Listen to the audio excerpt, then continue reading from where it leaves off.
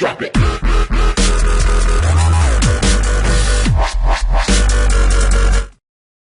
What's going on, guys? TDunks here, back with another Knights and Dragons video for you, and today I'm going to be putting the new installment in my Guild Spotlight series in, guys. So I'll probably be doing these about once a week.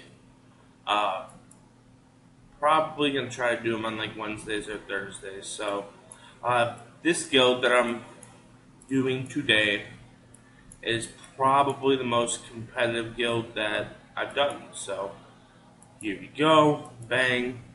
Unicorn Stampede, guys. These are an old top 10 guild. This is an old top 10 guild. Sorry for my grammar there.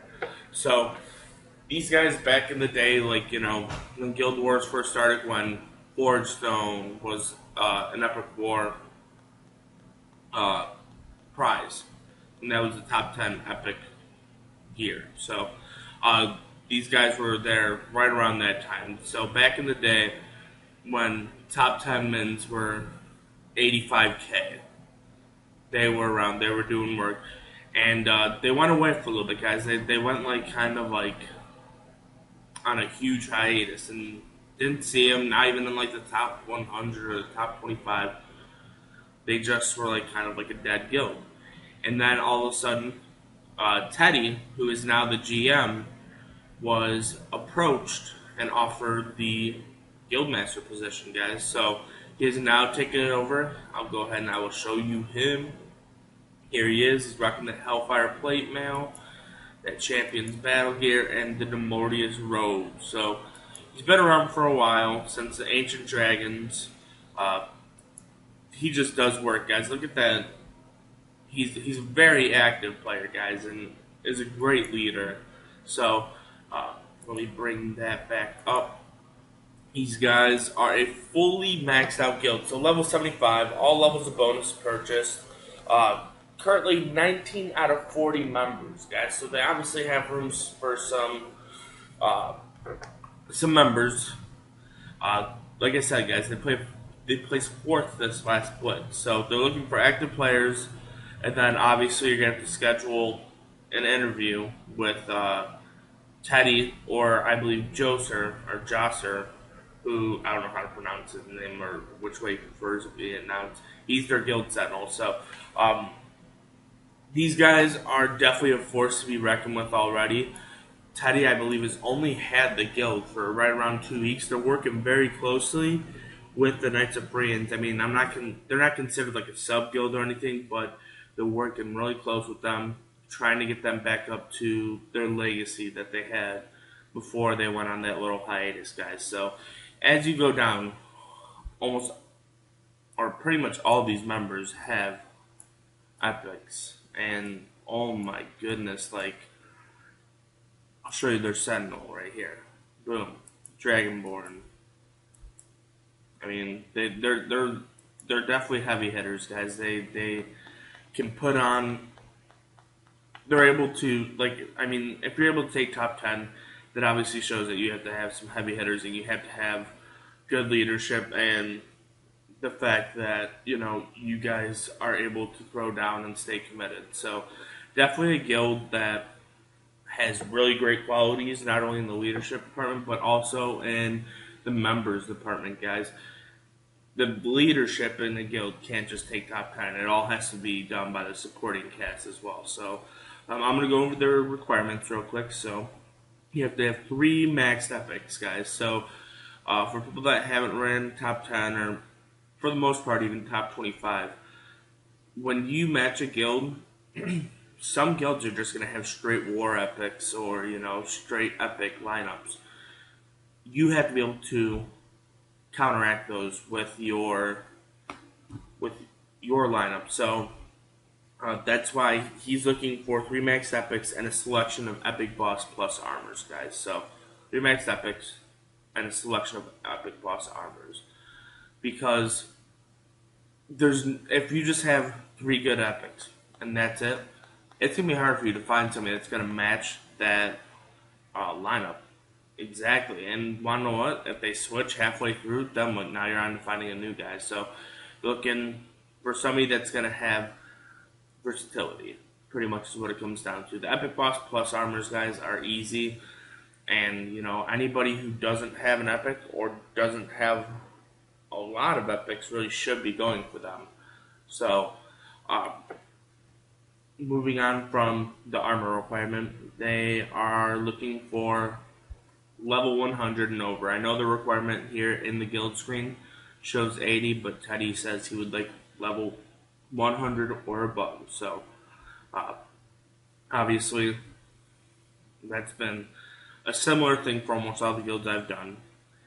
And then, moving on from that, the war requirements, guys. So, these guys are looking to become competitive right away. They're in a rebuilding phase, but they're in a competitive rebuilding phase, is what I would say. So, they're looking for 12k minimum for the Fusion Blitz, and then 25k for Epic Wars. So, they're definitely looking to do damage. Obviously, for runs and stuff like that. Oh, and it's 4 mil for raids. Sorry. So, definitely looking to do damage starting right away here. So, with those amends, you're possibly looking at top 10 for Fusion Boost. It looks like they could probably do top 50 or so with Epic War. And then for raids, I know we had a lot of overachievers, but when the Savs went on our top 10, when we finished top 10 in our raid, our min was only 5 mil, so they're at 4 mil.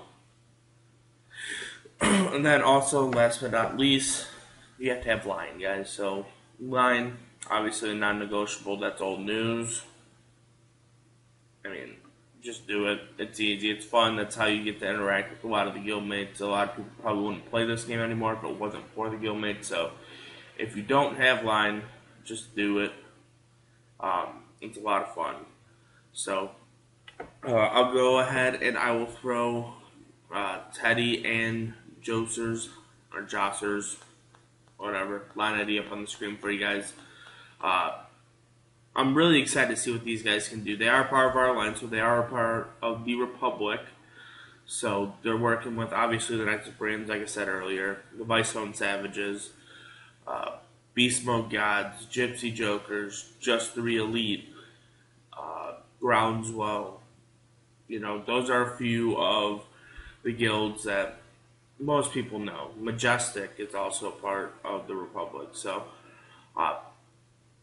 like I said, guys, they're in really good hands, not only from an alliance standpoint, but from a guildmaster standpoint. They're ready to do damage.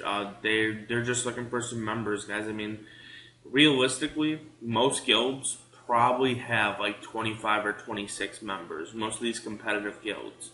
And then, obviously, if they're in an alliance, they get the support from the alliance. So, obviously, the more members, the better. So, right now, like I said, they're at 19 out of 40. I'm going to go over their requirements one more time for you guys and display them up on the screen. So, 3 maxed epics and selection of EB+, Epic Boss Plus armors, okay? And then they have the level 100 or higher.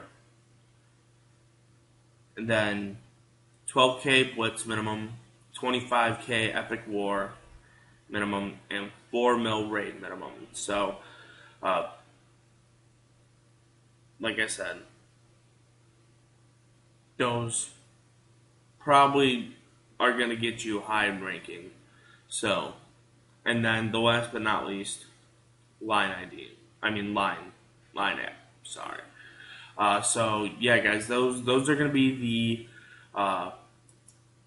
the rules or the requirements for this guild. But I'll go ahead and I will throw Teddy and Joser's line ID up on the screen for you guys one more time until the end of the video. So that if you guys want to write it down, throw it on your phone, whatever, go for it. Hit these guys up. They're ready to do work. So I'm pretty excited to see what the Unicorn Stampede is going to be doing here pretty soon. But yeah, guys, so you guys can expect a video tomorrow. I'll do a news update. I want to get back in the swing of that. So tomorrow, a news update.